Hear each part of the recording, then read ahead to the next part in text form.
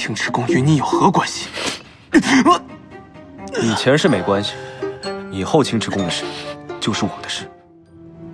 后世，你体内沉睡着一道神识，为了封印此神识，你的灵脉也一并被封印。若想解开灵脉，修行灵力，破除封印的同时，你体内那道神识也会苏醒。那如果那道神识苏醒的话，我会变得怎样？不清楚，也许你们可以并存，也许你们会合二为一，你便不再是你。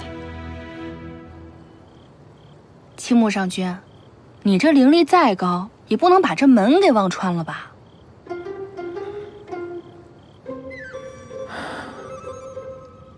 后池，若是解开封印，你会变成这世上最强大的存在，它会保护你，保护青池宫，让这世上再也无人可以如你亲你。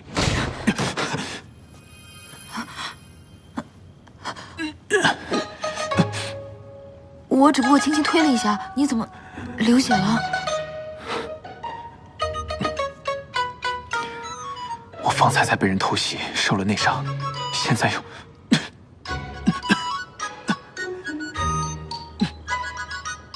后池，不要走，我疼。我不会走的，就在你身边陪着你。好点了吗？好多了。我帮你看一下。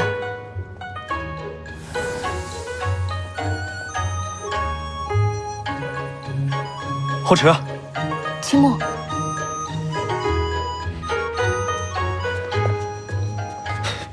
哎，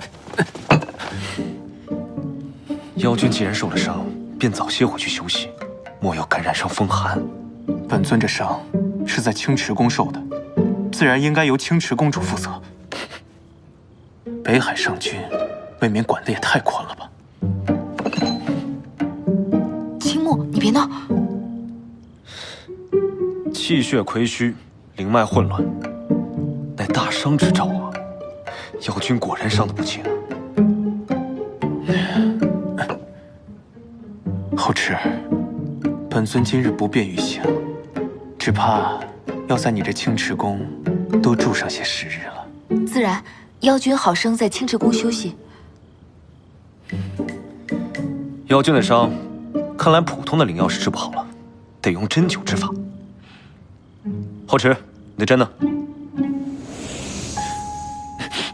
这人间的岐黄之术，如何能治得了本尊？青木精通医术，妖君虽然灵力比青木高，但妖君毕竟是在青池宫受的伤，那就是我青木的责任。你北海上君不是天宫的仙君吗？这青池宫与你有何关系？以前是没关系，以后青池宫的事就是我的事。后池，我想回房休息。妖君，可有好些了？